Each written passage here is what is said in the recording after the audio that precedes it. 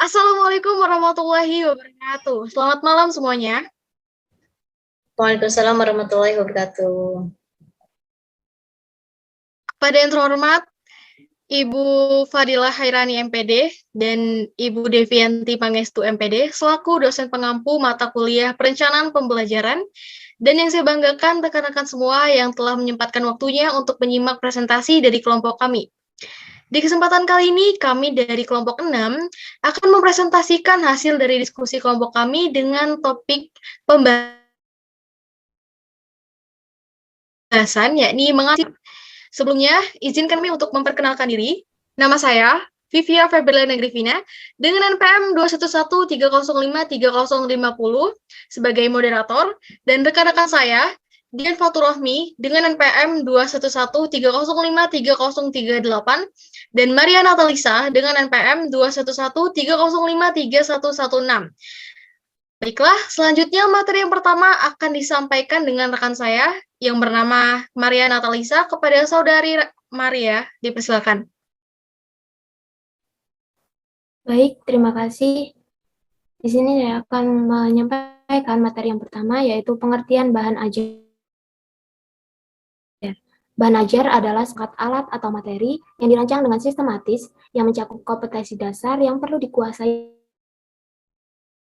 oleh peserta didik, serta pedoman dalam proses pembelajaran yang meliputi tujuan perencanaan dan penilaian terhadap proses pembelajaran.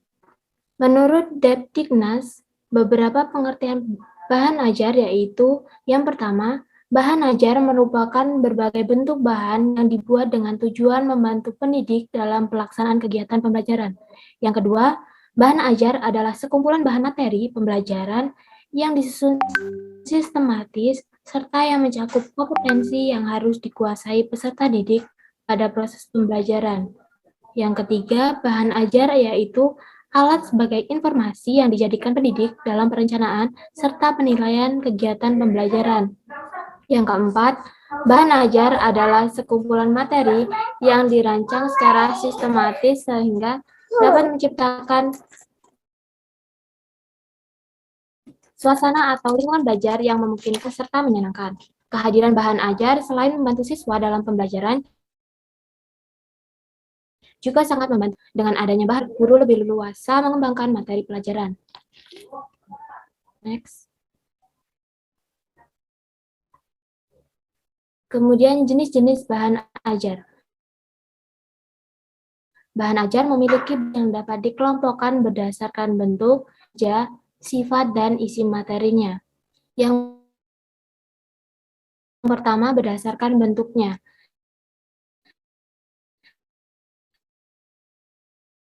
Dari segi bentuknya, bahan ajar dibedakan atas yang digunakan dalam kebutuhan pembelajaran atau penyampaian informasi.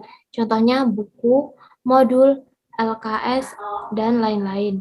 Kemudian yang kedua, bahan ajar audio ialah bahan ajar yang menggunakan sistem yang dapat didengar maupun dimainkan oleh individu atau kelompok orang. Contohnya radio, kaset, dam, dan sejenisnya. Kemudian yang ketiga, bahan ajar audiovisual ialah bahan ajar yang kombinasi dari suara dengan gambar visual yang bergerak secara sekuensial. Contohnya film, video, dan lain-lain. Kemudian yang keempat, bahan ajar interaktif atau interactive teaching materials ialah bahan ajar dari kombinasi dari dua atau lebih media lainnya seperti teks, grafik, gambar, audio, animasi maupun video seperti presentasi pada umumnya, serta dapat diperlakukan untuk menerima suatu perintah. Next. Yang kedua, bahan ajar menurut cara kerjanya. Bahan ajar menurut dibedakan menjadi 5 macam sebagai berikut. Yang pertama, bahan ajar tidak diproyeksikan.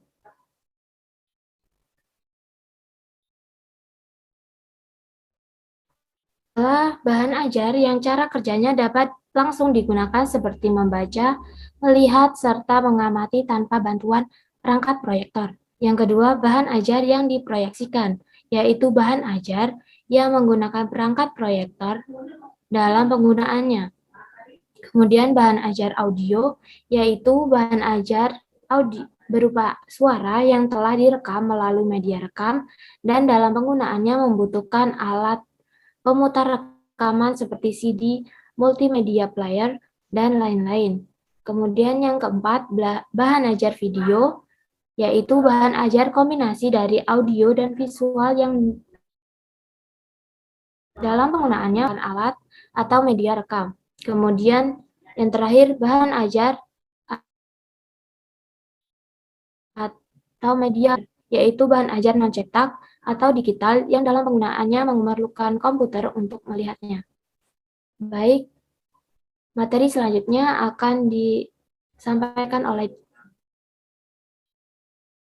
Dian. Kepada Dian. Oke, terima kasih.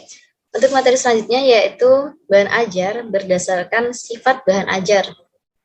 Bahan ajar ini berdasarkan sifatnya, menurut Prastowo, dikelompokkan menjadi 4 macam bagian sebagai berikut. Yang pertama, bahan ajar cetak. Contohnya seperti buku, peta, mind map, dan lain sebagainya.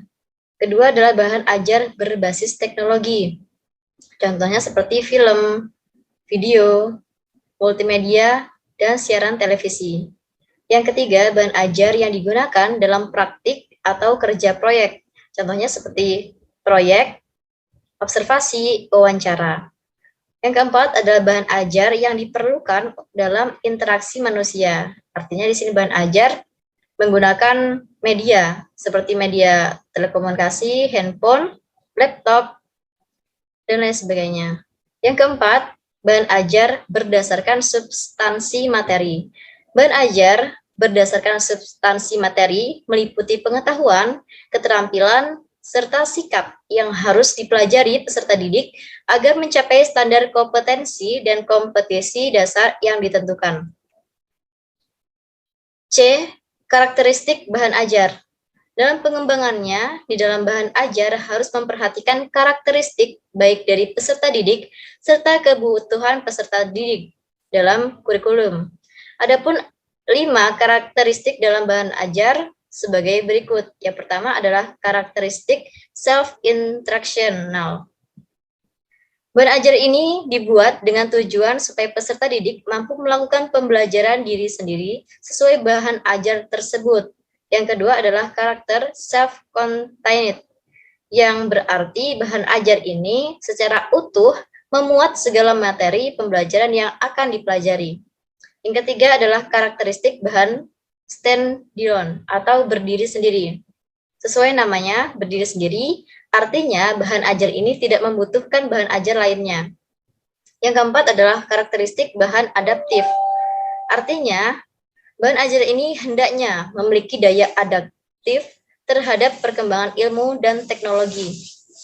Yang kelima, karakteristik bahan user-friendly, yang artinya bahan ajar yang di dalamnya setiap instruksi serta paparan informasinya bersifat membantu dan bersahabat dengan pemakainya, termasuk kemudahan pemakai ketika merespon dan mengaksesnya sesuai dengan keinginan atau kebutuhan peserta didik. Yang D, kriteria pemilihan bahan ajar. Menurut Andi Prastowo, isi bahan ajar harus mengandung kriteria sebagai berikut. Yang pertama, pengetahuan dalam pengajarannya. Pengetahuan tersebut meliputi yang pertama, fakta, itu segala hal yang berwujud nyata dan benar. B, konsep, yaitu segala hal yang berwujud pengertian-pengertian. C, prinsip, yaitu hal-hal utama, pokok, dan memiliki posisi terpenting. Yang D, yaitu prosedur, yaitu langkah-langkah yang bersifat sistematis. Yang kedua, keterampilan. Kriteria ini merupakan materi atau bahan pembelajaran yang berhubungan dengan kemampuan mengembangkan ide, memilih, menggunakan bahan ajar, menggunakan peralatan, dan teknik kerja. Oke, untuk materi yang selanjutnya akan disampaikan oleh rekan saya yaitu Vivia. Kepadanya dipersilahkan.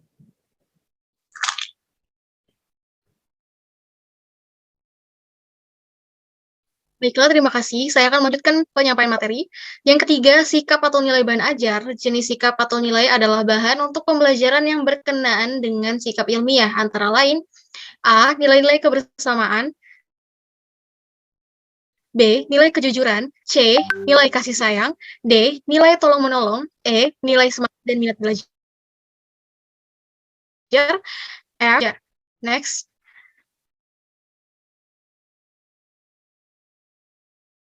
E. Penyusunan dan pengembangan bahan ajar.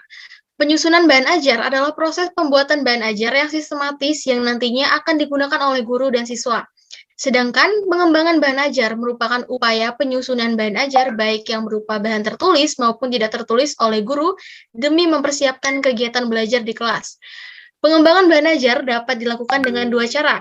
Cara pertama dengan research design atau sumber belajar yang dirancang serta dikembangkan untuk kepentingan pembelajaran.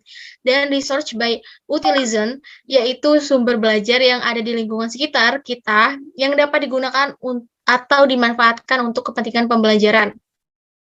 Dalam mengembangkan bahan ajar, seorang guru harus memperhatikan prinsip-prinsip pengembangan bahan ajar. Menurut Noviarni, prinsip pengembangan bahan ajar adalah yang pertama, prinsip relevansi atau keterkaitan. Materi pembelajaran hendaknya relevan atau ada kaitannya dengan kompetensi dasar dan indikator yang diinginkan. Yang kedua, prinsip konsistensi. Jika kompetensi dasar yang harus dikuasai peserta didik 4 macam, maka bahan ajar yang harus diajarkan juga harus meliputi 4 macam.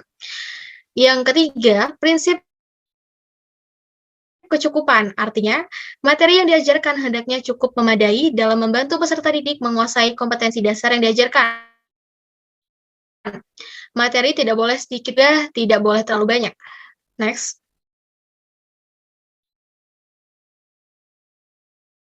F. Fungsi dan manfaat pengembangan bahan ajar. Menurut Noviarni, tujuan pengembangan bahan ajar yaitu A. Menyediakan bahan ajar yang sesuai dengan tuntutan kurikulum dengan mempertimbangkan kebutuhan peserta didik, yakni bahan ajar yang sesuai dengan karakteristik dari lingkungan sosial peserta didik. Yang B. Membantu peserta didik dalam memperoleh alternatif bahan ajar di samping buku-buku teks yang terkadang sulit diperoleh. Yang C. Memudahkan guru dalam melaksanakan pembelajaran. Lalu, manfaat pengembangan bahan ajar yaitu A. Diperoleh bahan ajar yang sesuai dengan tuntutan kurikulum dan sesuai dengan kebutuhan belajar peserta didik. D. Tidak lagi tergantung kepada buku teks yang terkadang sulit untuk didapati dan dipahami. C. Bahan ajar akan mampu membangun komunikasi pembelajaran yang efektif antara guru dengan peserta didik karena peserta didik akan merasa lebih percaya kepada gurunya.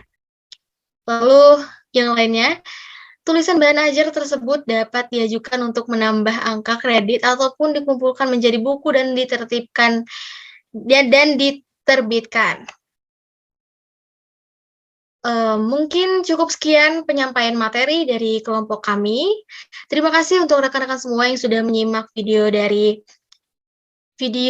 penyampaian materi dari kelompok kami, dan kami akan membuka sesi tanya jawab. 3 termin, masing-masing termin berisi 3 penanya.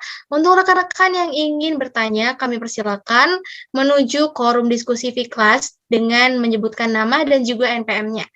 Mungkin cukup sekian presentasi dari kelompok kami. Kurang lebihnya kami mohon maaf dan kepada Allah kami mohon ampun. Terima kasih. Wassalamualaikum warahmatullahi wabarakatuh. Waalaikumsalam warahmatullahi wabarakatuh.